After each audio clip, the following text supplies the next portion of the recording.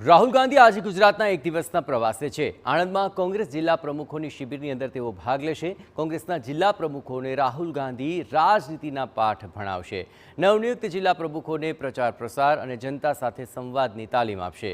Booth management, સ્થાનિક સ્વરાજ્યની રાજનીતિના પાઠ ભણાવાશે। કોંગ્રેસ રાષ્ટ્રીય અધ્યક્ષ મલ્લિકાર્જુન ખડગે, કેસી વેણુગોપાલ પણ ઉપસ્થિત રહેવાના છે। 26 થી 28 જુલાઈ સુધી કોંગ્રેસના જિલ્લા પ્રમુખોની તાલીમ શિબિર યોજાનારી છે અને સવારે 11 કલાકે રાહુલ ગાંધી શિબિરમાં પહોંચશે। બપોરે 3 કલાકે જીતોડિયામાં દૂધ સંઘના સભાસદો સાથે સંવાદ સાધશે।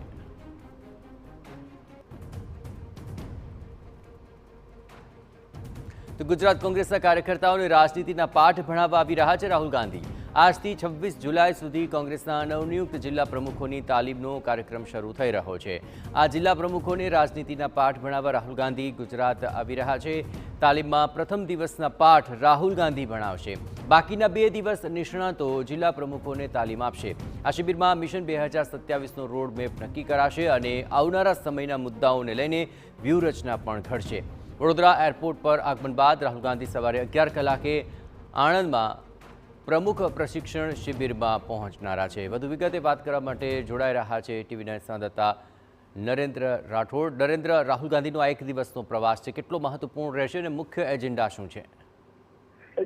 કોંગ્રેસે એક વર્ષ પહેલા જ નક્કી કરી નાખ્યું હતું કે આ જે સમગ્ર વર્ષ છે 2025નું, એ વર્ષને સંગઠન પર ફોકસ કરવા માટેનું રાખવું અને એ જ બાબતને ધ્યાનમાં રાખીને આ સંગઠન સૃજન અભિયાનની શરૂઆત કરવામાં આવી હતી। પાયલટ પ્રોજેક્ટ તરીકે ગુજરાતની પસંદ કરવામાં આવી અને ત્યારબાદ સતત આ ત્રીજો કાર્યક્રમ છે કે જ્યાં રાહુલ ગાંધી સંગઠનના સંદર્ભની અંદર ગુજરાત આવી રહ્યા છે।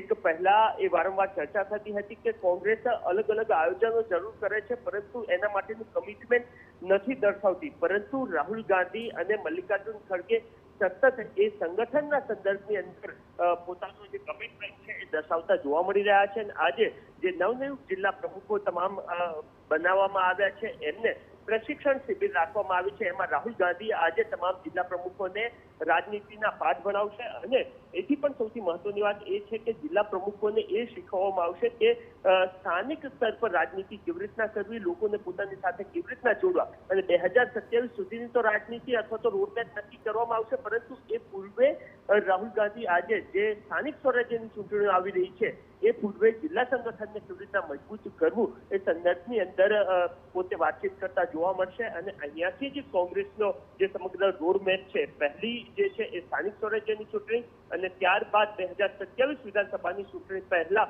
કોંગ્રેસને કેવી રીતના મજબૂત કરી શકાય એ સંદર્ભની અંદર પ્રશિક્ષણ આપતા જોવા મળશે।